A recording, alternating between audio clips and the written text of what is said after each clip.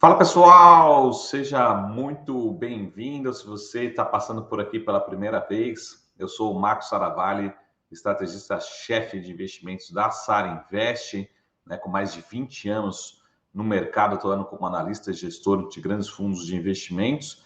E todo dia você vai encontrar novos conteúdos aqui no nosso canal, tá? Sobre oportunidade de investimento, cenário econômico, sobre tudo que está acontecendo que pode afetar o seu bolso. Hoje a gente vai falar sobre uma das perguntas que eu mais recebo quase todos os dias, que é em relação à recomendação das ações da Vale, né? O que está acontecendo? Será que vale se posicionar antes dessa temporada de balanço de resultados? Né? A companhia vai divulgar resultado agora, nessa próxima quinta-feira, dia 28, tá? Agora de julho, referente ao segundo trimestre. A gente vai falar o que esperar, o que você deve ver, o que vai acontecer, o que afetou o balanço, os resultados, né? O que fazer com as ações nesse momento, se é oportunidade ou não, tá bom? Então deixa aqui nos comentários também se você gostou, se você tem ações da Vale, se você quer sempre conteúdos também de Vale, Petrobras, são as ações mais demandadas aqui para a gente.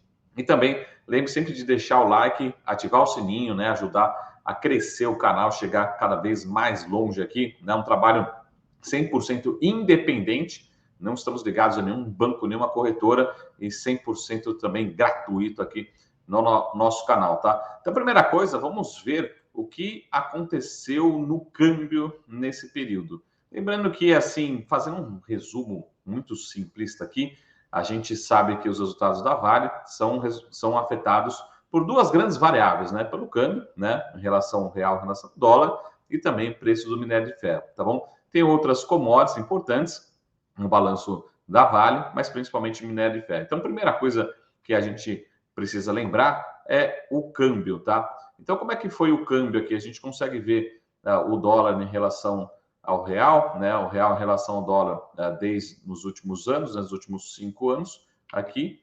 E basicamente, a gente precisa lembrar que o real ele ficou, mesmo com toda essa volatilidade, se a gente pegar os preços médios, as cotações médias, ele ficou relativamente estável nesse segundo trimestre, quando a gente compara ao primeiro trimestre de 2022 e teve uma leve queda em relação ao segundo trimestre de 2021, tá? Então, nas nossas contas aí, nas nossas expectativas, esse câmbio ele ficou próximo aí de 4,92 contra 5,23 do primeiro trimestre desse ano, tá? Uma queda aí da ordem de 6%.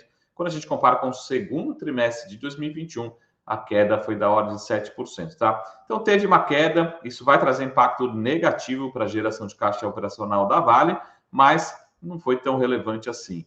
O que afetou mesmo, né, principalmente a Vale, a gente consegue ver aqui, tá, o preço do minério de ferro, né? A gente teve uma forte valorização do minério de ferro ali em 2020, depois a gente voltou muito ali para casa dos $80. É muita gente, alguns grandes gestores falando que o minério poderia buscar patamares inferiores a $70. Eu nunca acreditei, né? Ele bateu a casa ali dos $80 e voltou muito. E agora a gente está realmente numa tendência de queda. Mas vamos ver, lembrar também que o minério de ferro, nesse segundo trimestre de 2022, tá? A gente lembra que a gente teve uma queda em relação ao primeiro trimestre de 2022. Quando a gente compara trimestralmente, o segundo contra o primeiro trimestre, a gente teve uma queda de quase 3%. Tá? Não foi muito forte, mas já teve queda. Mas, quando a gente vê aqui no gráfico, a gente tem uma queda comparada ao ano passado, o segundo trimestre de 2021, a gente lembra que realmente a gente estava num trimestre muito forte, a gente pegou uma média muito alta ali naquele período e a gente teve realmente um segundo trimestre lá de 2021 realmente com um minério de ferro muito alto. Então, se a gente comparar o segundo trimestre de 2022 com o segundo trimestre de 2021, a queda foi da ordem de 31%. Então, lembrando, né, câmbio mais baixo, preço de minério mais baixo, o que esperar, o que a gente deve ver no resultado da Vale agora nesse segundo trimestre particularmente, tá? Então, não precisa fazer muita conta sendo super simplista aqui. As receitas da Vale, tá? Isso já em dólar, a gente deve ter uma ordem de queda de 34%, entre 30% e 35% de queda, acompanhando também o minério de ferro nas receitas da Vale, já se a gente considerar dólar, tá? Em dólar.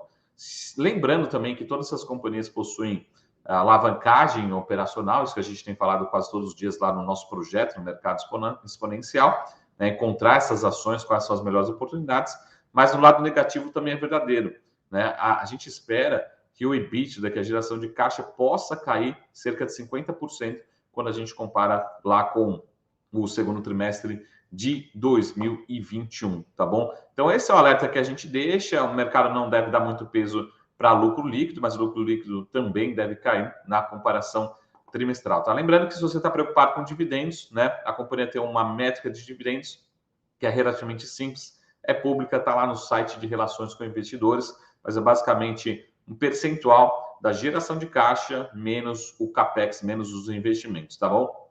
30% disso se tornam investimentos pagos aí semestralmente, tá? Então a gente não deve ter nenhuma novidade em relação a essa política, em relação a esses valores, mas lembrando, menor EBITDA, menor expectativa de dividendos, mas nas nossas projeções, os dividendos ainda devem ser muito grandes para você que está comprando agora, que está olhando para 2023 particularmente, né?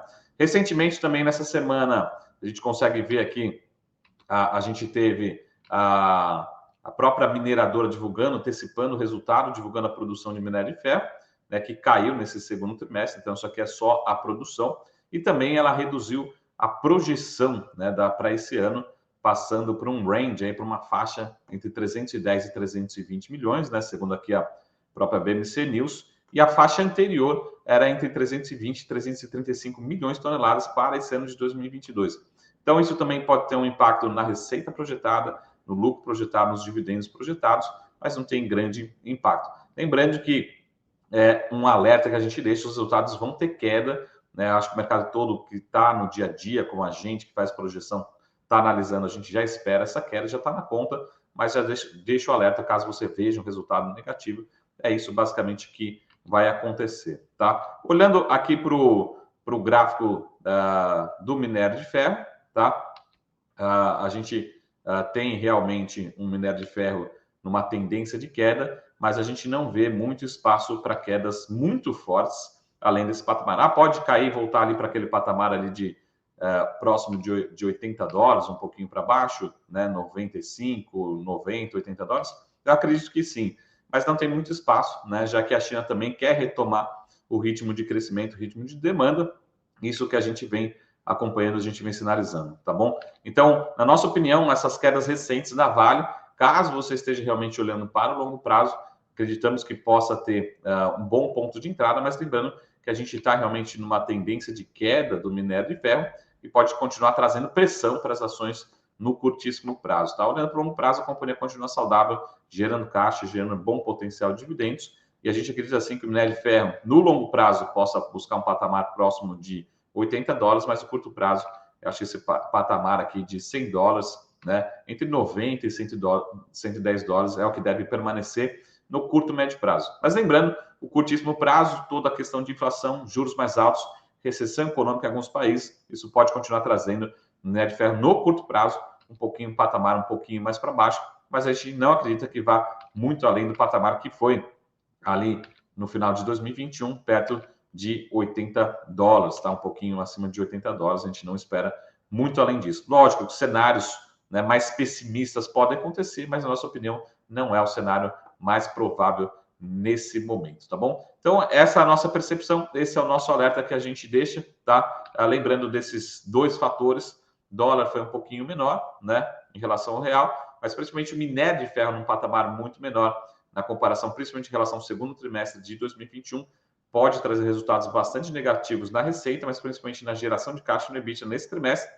Não vai pegar ninguém de surpresa, porque você está acompanhando aqui todos os dias vídeos novos no nosso canal, né? Mas deixa esse alerta. E também acho que cenários, né, de uma ação um pouco mais fraca, com essas quedas recentes, se você estiver olhando para o longo prazo, pode abrir boas oportunidades para você aumentar a posição, como a gente já viu aí em alguns momentos no passado recente, tá bom? Então, lembrando, pessoal, deixem sempre o comentário aqui se você tem ações da Vale, está carregando, está comprando, zerou posição, está shorteado, né? Deixa aqui para a gente até fazer uma pesquisa como é que está a sua posição em Vale nesse momento, tá bom? Então, todos os dias a gente vai ter vídeos novos aqui sobre economia, sobre macroeconomia, alocação, estratégia, oportunidades de investimentos para você, tá bom? Então a gente se vê todos os dias por aqui. Deixa as suas sugestões, lembra de deixar o like e a gente se vê em breve, tá certo? Então um ótimo dia, até mais, tchau!